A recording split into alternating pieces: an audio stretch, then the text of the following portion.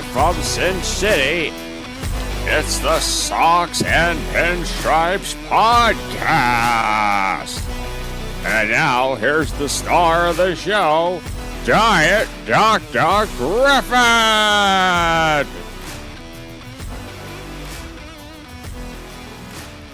Rob Manfred. This is Diet Dr. Griffin back with another episode of the Socks and Pinstripes Podcast.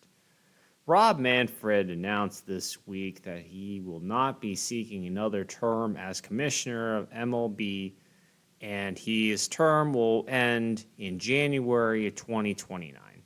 And I think I speak for most of the fans of baseball where I say good riddance. Rob Manfred has been the commissioner of baseball for the last 10 years and has about another 5 years to go before his time is up. He's a former lawyer and a real shark.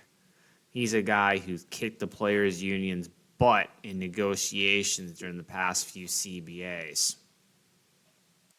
A lot of his moves over the years have been unpopular. He's wanted to speed up the game, instituting many rules over the years, including most recently the pitch clock. But he was doing things even before then with limiting the commercial breaks. And he even was the guy who took out the 4-pitch intentional walk where you just point the finger and the guy's now on first base instead of the throwing the 4 pitches and thinking about it. And Bob Costas is out there reminiscing about that. And the one time that Miguel Cabrera hit one of those pitches and got a game-winning hit out of it. My old man used to remind me of that one all the time. Now, in all honesty, I'm actually a fan of the pitch clock, having seen it implemented.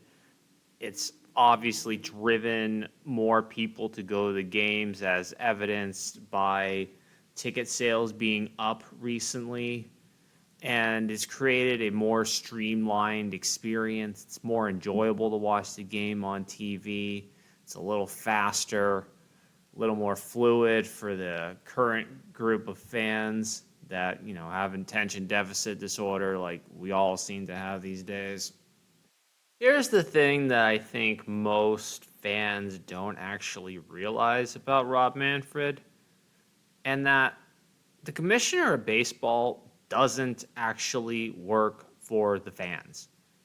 The commissioner of baseball works for the owners.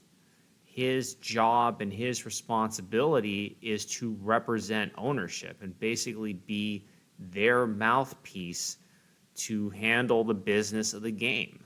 He's an owner's guy. He's not out there for the players. He's not out there for the fans. Commissioners, by and large, are all the same in that capacity. They are representatives of the owners. So I think there's already a disconnect there because we think that Rob Manfred needs to represent us, the fans, and quite frankly, he doesn't. People that are out there representing the fans are really just the fans themselves.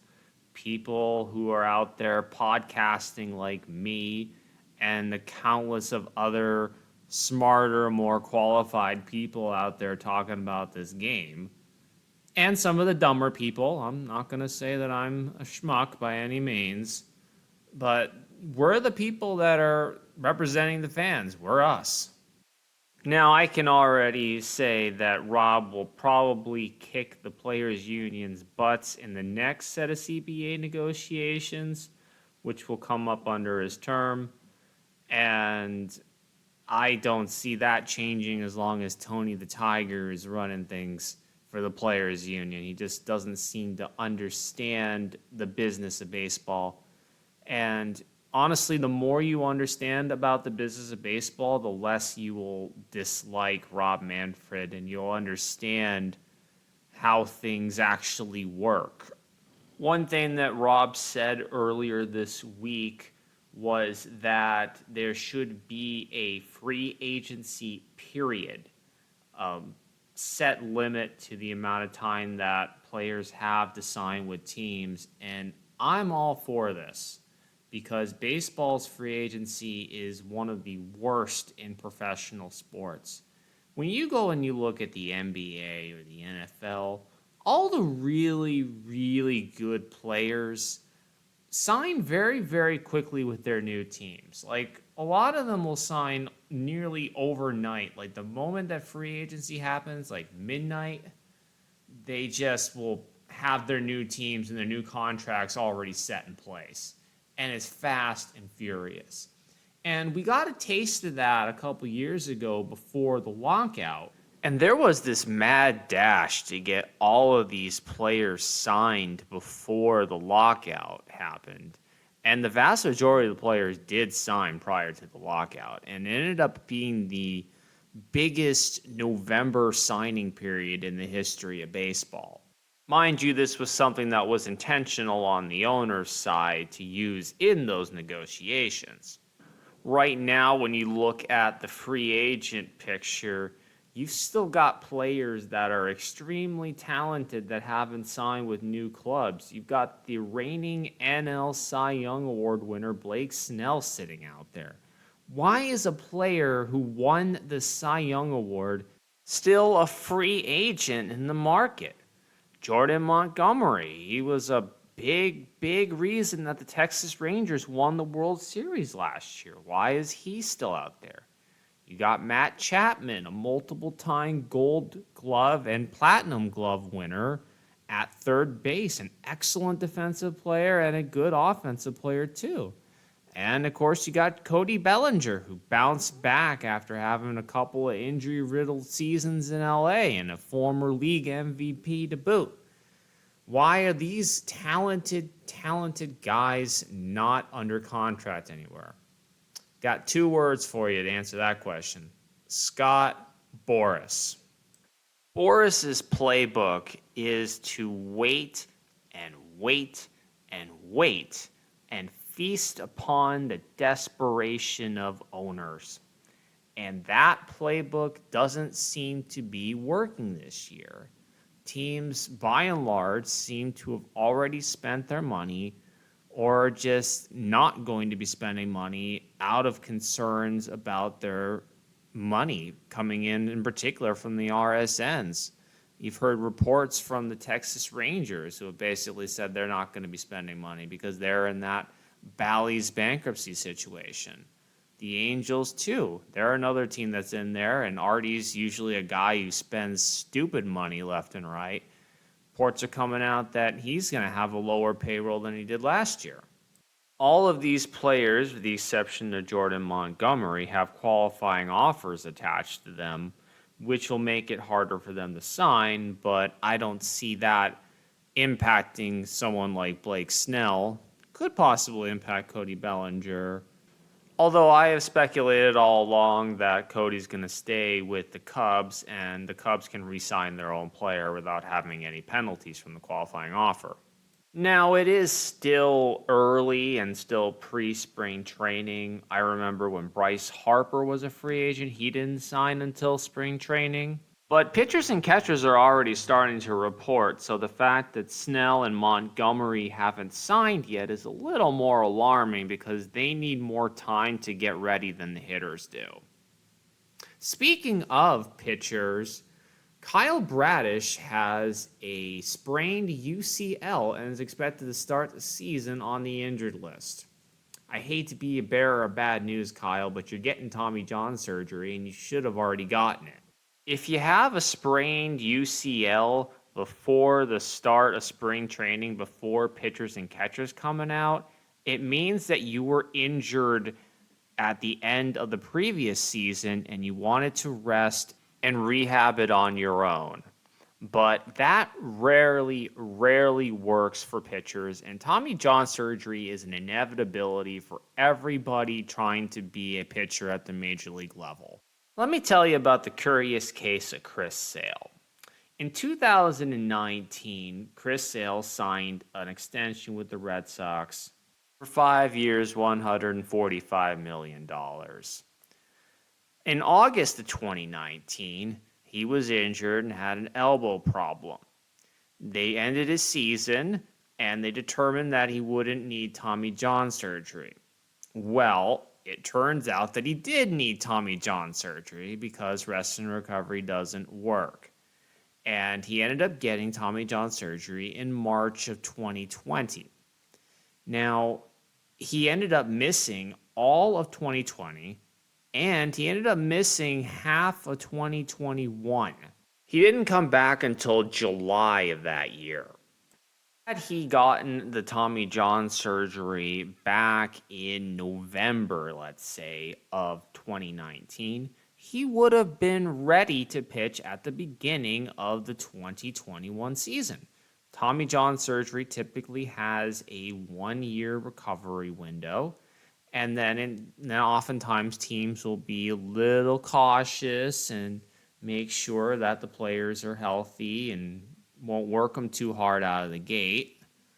And that would have been plenty of time for Chris Sale, given the fact that you would have had a full year in November 2020 and then another 4 or 5 months to get ready for the next season. I truly believe that he would have come back as the better pitcher if he had gotten the Tommy John surgery on time and had a more normalized offseason to come back and recover. Now, Kyle's going to try and play through it and get a platelet-rich plasma blood thing put in. It's not going to help. He's going to still have to get Tommy John surgery at some point. It's better to just bite the bullet now and get it done. I know there's that desire to want to help your team win now because you guys are in a win now window. But the fact is that you're going to hurt your team because you're going to be pitching poorly. Very often you'll see guys get lit up and then you find out, oh, they were trying to pitch through an injury and then they go on the injured list. It probably would have been better if they had just not tried to pitch through the injury and then brought up a healthy arm to pitch instead. Kyle Braddish is lucky enough to be a Super 2. A Super 2 is a player who has 4 years of arbitration instead of 3. It's a complex formula based on the amount of time that they have played at the major league level and service time that they have accrued. You'll see a lot of teams manipulate people's service time so that they don't come up until the middle of June, which would prevent them from becoming a Super 2. Kyle's going to be making the league minimum this year and then have his first of 4 arbitration seasons starting next year. And it would probably be better if he just got the surgery than had a year without any statistical reports versus having a bad season and then getting Tommy John surgery and then missing more of next season as well. The Orioles are probably not going to be winning it all this year anyway. Their all-star closer, Phoenix Bautista, already has Tommy John surgery and is going to be out until 2025. They're relying on Craig Kimbrell to close games for them. I mean, that should eliminate them from World Series contention immediately. Trust me, kid, I'm a doctor. I know what I'm talking about. And now let's get to some of the free agency happenings that have been going on since we last talked to each other. The Giants signed outfielder Jorge Soler to a 3-year, $42 million contract. That's a good payday for Mr. Soler. I'm not sure how good of a move it is for the Giants. Right-handed hitters tend to struggle at Oracle Park. It's a left-handed hitter's haven there. Soler has often been injury prone as well, although he's coming off of one of his better seasons. And of course, there are no opt-outs in this deal, so they're stuck with him for the next 3 years, and Soler isn't getting any younger. Jurickson Profar is back with the Padres. They need an outfielder, and they're only paying him like $1.5 million, so good move for them. Nick Gordon from the Twins was traded to the Miami Marlins for Steven Okert. I have no idea who that is. Next, the White Sox signed Mike Moustakas to a contract, and he'll get $2 million if he makes it to the big leagues. The Blue Jays signed Eduardo Escobar to a contract. He's a decent hitter, third baseman. Probably will split time there with Justin Turner unless they don't make him the full-time DH. And the Mets are still paying his contract, so he's going to come in at a very, very cheap price. Solid move for them. Speaking of the Blue Jays, former Blue Jays outfielder slash infielder Whit Merrifield signed a contract with the Philadelphia Phillies today. I think he would be a good starting outfielder for that team and a good, healthy bat that can help them out. And also, speaking of the Blue Jays once more, because they seem to be doing all of the free agency stuff right now, Margot Robbie's husband, Daniel Vogelbach, signed with the Blue Jays as a DH slash bench player. Good for him. I love to see this guy run the bases like Chris Farley would. Former All-Star closer Liam Hendriks had set yesterday as his deadline to sign with the club. He's currently recovering from Tommy John surgery, and since he didn't sign with anybody, it means that he will likely sign with a team as he gets closer to his return date, which is expected for July.